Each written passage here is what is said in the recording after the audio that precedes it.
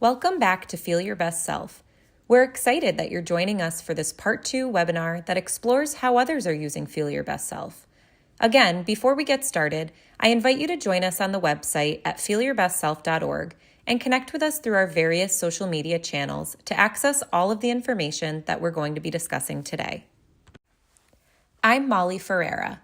I'm the Implementation Coordinator for Feel Your Best Self. I'm delighted to be sharing with you this wonderful collaboration between the Collaboratory on School and Child Health and the Ballard Institute and Museum of Puppetry. Feel Your Best Self would not be possible without the generous support of the Principal Foundation, with additional support from the NEAG Foundation and others. First, to briefly review, in Part 1 of this webinar, you were introduced to multiple components of the Feel Your Best Self toolkit: facilitator guidance, the feelings forecast, strategy videos with discussion tip sheets, strategy cards, reflection sheets, and puppet making options. We strive for Feel Your Best Self to be the core of school, family, and community, because we know that partnerships and shared initiatives across all three domains can help improve outcomes of development. Feel Your Best Self provides flexibility with simple strategies and tools that anyone can use to promote important life skills for success across these multiple settings. So now let's check out how others are using Feel Your Best Self in some of these settings. Here are some photos from a school we collaborated with in Alabama that implemented Feel Your Best Self. This school taught one new Feel Your Best Self strategy each week for 12 weeks. When they completed all 12 strategies, they had a school-wide puppet making celebration where each grade level had different materials to create their very own puppet. As you can see here, one grade level used paper plates, one grade level used paper bags, and others used regular socks. Their school counselors shared with us how the Feel Your Best Self strategies truly became a universal language for staff, students, and even families at home. Here is a teacher utilizing one of our many virtual backgrounds that can be accessed on our website under Guides for Educators. How fun is this? Many educators are implementing Feel Your Best Self in the classroom. We've heard from educators who utilize their morning meeting times to teach and practice new strategies. Another option we've seen work in classrooms is taking advantage of transitional times throughout the day to practice a strategy, or times like pack-up dismissal, or even indoor recess.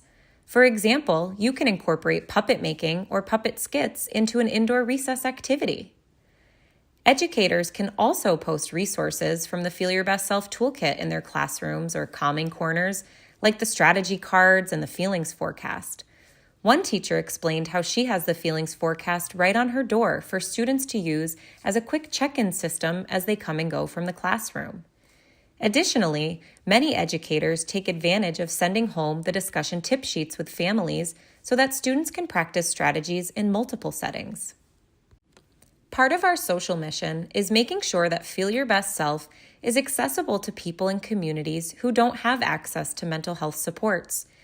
We do a lot of community and family events and also have done some summer family programming outside. We've even been to some summer camps.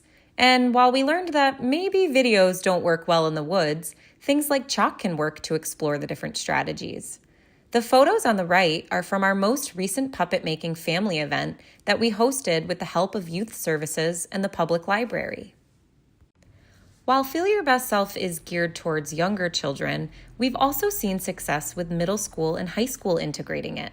A couple of years ago, we were a part of the Waterbury Wish Fest, where secondary students constructed their own parts to their puppets. While we thought maybe they'd be bored, so many of the students wanted to construct, learn, relax, and have fun with it. Additionally, at UConn, we did a workshop with the learning communities. The intent was to kind of have them help make puppet kits, but what we found was that many of the college students wanted to make their own. And so knowing that so many secondary students enjoyed their experience with Feel Your Best Self, we took it one step further and created a brief all about ideas for adaptation, how to integrate Feel Your Best Self into secondary education, that you can find on our website under Guides for Educators. Some of our ideas included create your own plays or scripts instead of watching the strategy videos, brainstorm your own discussion questions instead of using the discussion tip sheets, Use the feelings forecast as part of a check-in, check-out procedure. Develop your own strategy cards. Challenge students to design their own puppets. Engage in peer mentorships, so have older students help teach younger students. And finally, have students learn the science of emotion coping. We've heard from many and seen in our own work in schools that there is a tremendous opportunity to use Feel Your Best Self in supporting targeted or intensive emotion-focused goals. We refer to this use of Feel Your Best Self as responsive, meaning that we are using Feel Your Best Self to respond to a situation or provide additional support for a particular concern. It is important to recognize, however, that Feel Your Best Self does not fit every situation. Sometimes putting strategies in place could be counterproductive or even unhelpful. To help guide decisions around when and how to responsibly use Feel Your Best Self, we've created 2 briefs that highlight examples to facilitate responsive and responsible use of Feel Your Best Self, which you can find on the Guides for Educators tab on our website.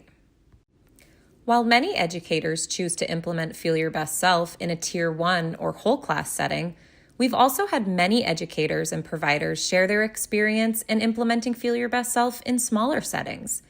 In thinking about adapting into different settings, we offer information about how Feel Your Best Self can be integrated into these multi-tiered levels of supports. So thinking about how you could use it in your whole group Tier 1 supports, your targeted Tier 2 supports, and your intensive Tier 3 supports. Here are some great one-pagers that you can find on our website that are roadmaps as to how you can get started using Feel Your Best Self for both educators and families. But first, head on over to our website at feelyourbestself.org to check out all of our freely accessible resources. Thank you for taking the time to join us for our Part 2 webinar on how others are using Feel Your Best Self. If you use the toolkit in your setting, don't hesitate to reach out and give us feedback or let us know what you think. I hope you feel your best self as you continue on in your day.